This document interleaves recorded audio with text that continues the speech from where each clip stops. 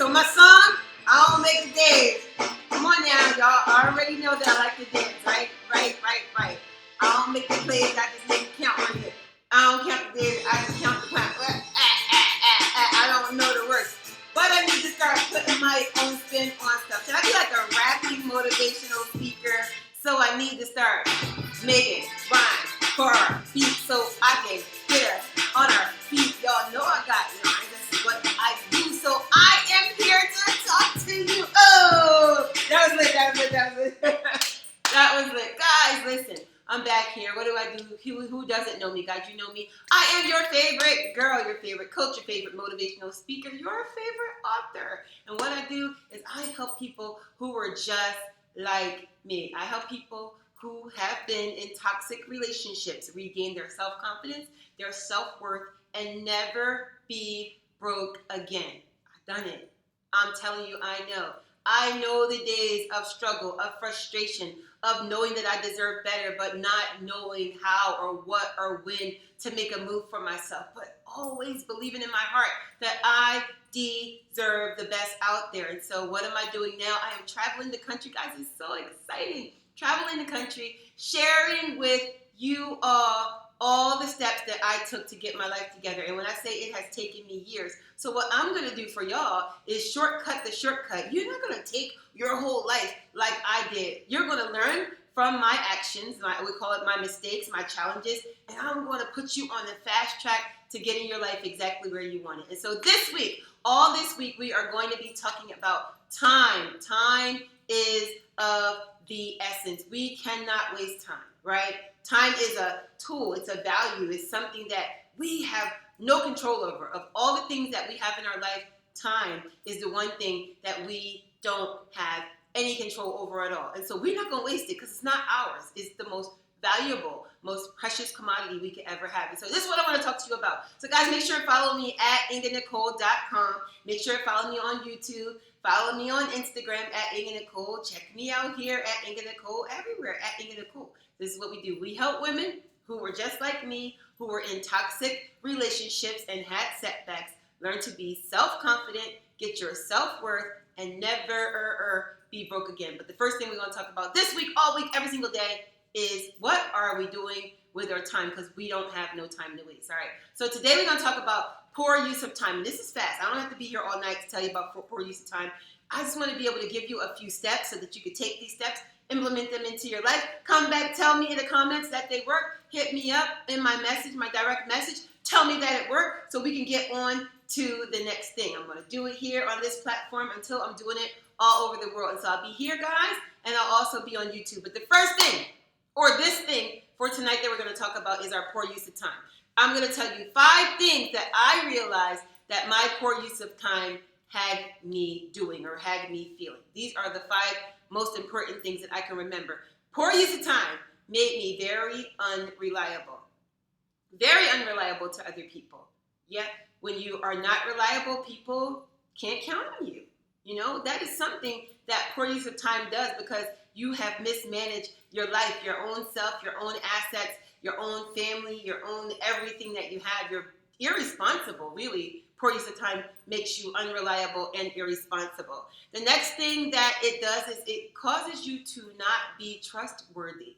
Seriously, when you're unreliable, that means you're not trustworthy. And so you might not see it as that way, but others will say, and I know that we frequently say, we don't care what other people think, but we are the core of a universe, right? And so all of us are working in this world together. And so if you're unreliable, and then that makes you untrustworthy, honestly, me and my poor use of time, literally, people would be like, oh, you can't count on her. She's a liar. She never shows up on time. Oh, she's not about what she says. People really do cast their judgment and opinion on you based mostly on their own experience, but that trickles down. What you do trickles to other people. So if my experience with you is that you're unreliable and I want to, someone asks me for a referral, even though I know you're good, I can't count on you to be reliable or trustworthy, so you can't get my referral. The same thing is if your family member has an emergency, let's just say, and I'm just using other people outside of ourselves because, again, we are the core of a universe working all together. But if someone needs you or needs help or has something great going on, but they know that you're unreliable and not trustworthy, then why on earth would I choose you or ask you to participate in my life? You're not reliable. You're not trustworthy. You're not people could say that you're not loyal. People translate your poor use of time or our poor use of time into so many other things. So we have to make sure that we stay on the ball. What else? Not on the list. That's something I wrote. Not on the list and left out. When I tell you there are so many times where my girlfriends were going somewhere, but they don't invite me. They don't invite me because they'll say things like, oh, we knew you wasn't coming anyway. You're always late. We can't wait for you because you're going to make us late. And so you literally will be left off the list. If you're a business person or a person that's trying to progress in their life, you could be missing out on opportunities because you are not reliable. Poor use of time. Like I said, it makes you unreliable, makes you not trustworthy. People cannot count on you. And so you're going to be counted out. I can't count on you. I'm going to count you out. You're not in this equation because not reliable. Your time is managed very poorly. These are things that we have to work on. Procrastination. A lot of times when people have poor use of time, they procrastinate. That just means that they take a little extra time for no reason. You keep putting it off. I'll get to it. I'm going to get to it later. I'm going to do it. Okay. But eventually, you never get to it because you keep putting it off. This is what procrastination is. And so when we have poor use of time, we often do procrastinate because we have got so many projects that we're trying to work on that you cannot do every single thing every single day. You can't be all things to everybody and to yourself. And so we tend to procrastinate. Another thing, the fifth thing I'd say that poor use of time does is makes you frustrated. I can't tell you the countless times that I have been frustrated because my time is mismanaged. And so I'm screaming and pulling my hair out because I want to do so much. And I know that I'm not the only one out there. We want to do so much, but because our time is mismanaged, we aren't reliable, can't count on us, we're getting counted out, we're procrastinating, and that causes frustration on a massive level. And so who wants to live a life of frustration because their time is mismanaged? And remember, I said in the beginning, your time is so valuable, you can't get it back. Like, that's deep. Like, you gotta really think about that. Like, what is the one thing that's so valuable once it's gone, it never comes back? Is there another thing? An air balloon? Doesn't it come back down once a balloon busts? I don't know, but once your time is gone, it is over. Once your time is gone, it is over. And so how do we keep from having poor use of time? I wrote down a few things for that. And guys, I write it down. Like, I am not like a note person, but I just want to make sure that I'm giving you the points and I don't miss anything because I tend to have everything in my head. I write it down, but then I have it in my head and I be kind of off the hip, as we say. But I don't want to do that. I want to make sure that you have every little piece of nugget that I could give you today. And so the first thing is just 3 little things. The first thing that you can do is you got to make a list and then break it up. People tell you to make a list all the time. And so I have a planner. I use my planner all the time. My planner has days, it has times, it has activities in it, right? But the one thing that I use even more than a planner, guys, is my notebook. I love me, and you have seen me, heard me talk about this all the time. I love me a black and white notebook. Like, I get so much done in my notebook, and I just use it. I put the date, I write down what's going on, and one of the things that I learned to do was start to manage the things that I'm doing, right? So I can't do anything about my time, but I can manage my time, right? You can't waste time because time's going to go away. It's not wasted or not. It's going away. You're not getting that back. But I can manage my day. And so what I do when I say write a list and then break the list up, I mean, if you know that you have 100 things to do. So let me tell you about my day. My day, I got to get my Boo Bear ready. So the first thing I do in the morning is I wake up, I stretch, I pray, I brush my teeth, I lay there for a moment because I'm going to hit the snooze button like 22 times before I get up. But I go into the kitchen. I make sure that my Boo Bear is my partner, my husband, my Boo Bear, you know. So I make sure that his stuff is together because We're going to talk about that down the road. But even though I am a boss business babe, as y'all call it, a boss business babe and all this, but I am also a partner. I am soft. I am compassionate. I am loving. There has to be time for that. And so, although my schedule is very packed all the time, I still try to make time, am sure to make time for the things that my relationship needs. Because I like my relationship. It's fun, it's loving, it's caring. It's literally the best relationship I have ever had. Shout out to Boo Bear.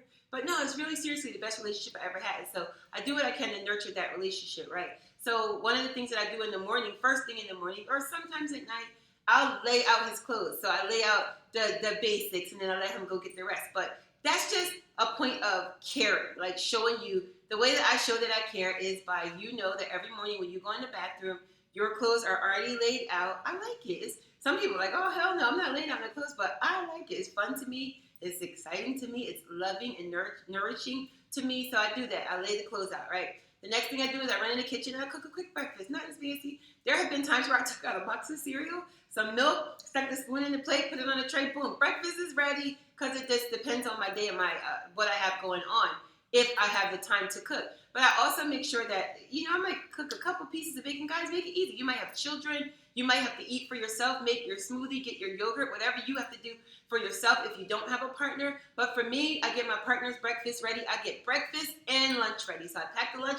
I sit it on our little bench. Breakfast is on the counter. Clothes is in there. Now, I got to walk my dog, right? So I go walk the dog. I got to work out because I'm getting myself, like, I promise you, if you know me, for the last 20 years, I've been getting in shape. That's up and down, up and down, up and down. But that's part of my routine. Walk my dog, do what I have to do for myself if I have time, because I don't always have time to work out, which is probably not true, right? That's the secret that I tell myself. But I may not always have an opportunity to work out in the fashion that I like. And so if my day isn't already packed, then I make sure that I take that couple seconds. It don't take no time to work out, literally 20 minutes a day. Go for a walk, lift some weights, do squats, push-ups, and crunches, and you're done. But I make that time. So what have I done already? I got up, I prayed, I stretched, I set out Boo Bear's things, I walked my dog, I went to the gym. Now I got morning meetings depending on what my schedule in my notebook or in my planner said, right? Because one of the things that I had to do for myself is start to write it down and break it up. So I have a lot going on. So in my life, guys, I have my motivational speaking training business, which is what we're doing right now. We have the Toe Zone, which is a business that I have with my Boo Bear. This is our automotive and recycling business that we have in Wilmington, Delaware. We buy junk cars. So if you got a car, we take it for cash. The other thing that I have to do, guys, I still am an author, so I'm actively writing a book. Next book drop in June. I'm so excited, right? So I have my family, my dog, I got my work. So I'm breaking my day up, my schedule up into motivational speaking and training, into the Toe Zone, into being an author. Then I still, guys, I'm an accountant, and I don't want it to be like I'm doing all these things, but all these things go together. Because see, if I help women become financially free or never be broke again, part of my platform is still to continue on with the financial piece that I've been doing all my life anyway. And so all that has a little portion of the day. How the heck ever am I supposed to fit all that into my day? I write my list, and then I break it down into small pieces. And so I mean that by saying it takes me 10, 15, 20 minutes to get Boo Bear together, another 20 minutes to get my dog together, 20 minutes for me to work out, take a break. Do I eat? Yeah, I might drink a smoothie or do whatever, but I have to do that. And then I break my day down. So Toe Zone, I do that every day from like 9 in the morning to about 12, 1, 2 o'clock. Depending, taking phone calls in between. We've got dispatching and all kinds of other stuff. So that's that. I'm done with that. That's only Monday through Friday. Now I have the rest of the day to work on my mission for what I do. Because see, in my situation, I have a partner. We have a business, so we have to work that business together. Because see, he like, if you don't work, you ain't gonna eat. And I want to eat because I want the stuff that I want. So I'm not about to work for free. Anyway, so I do my part for that because that is our business, right? So once I'm done with that, now I can work on my passion for the rest of the day. And you see how I did that? Just a little bit. Everybody do a little bit, so no one has to do a lot. So I partner up with my partner. We do our thing. That part's over. Now I have the rest of my day. And so now I probably have Zoom meetings. I have phone calls. I have to write. I gotta literally like design book covers, or at least have the concept in my head.